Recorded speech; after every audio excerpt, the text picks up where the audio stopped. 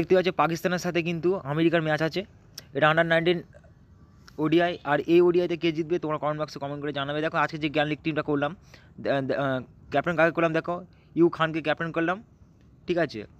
F উল হাককে কিন্তু vice captain করলাম। সম্পূর্ণ হচ্ছে এটা একটা ইউনিক টিম, এটা অ্যানালাইসিস করে কিন্তু টিমটা বানিয়েছি।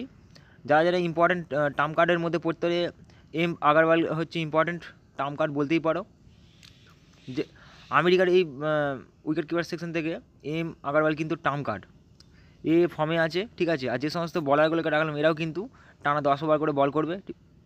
M Ahmed important term card বলতে পারো। A Raja a important. ইউ সুরি অফ স্পিন গুগলি বল করে, ঠিক আছে। আমেরিকার দুটো বলার আছে যে অফ স্পিন বল করবে, ঠিক আছে। তোমরা বলিং সেকশনে বুঝতে পারছো। আর ব্যাটসম্যানের দিক থেকে এ রায়কে রাখলাম ইম্পর্টেন্ট। আর পাকিস্তানের হচ্ছে এস খান টপ প্লেয়ার। সম্পূর্ণ অ্যানালাইসিস করে টিমটা বানালাম। ফিনিক্স ভিডিও দেখা হচ্ছে। Thanks for watching this video.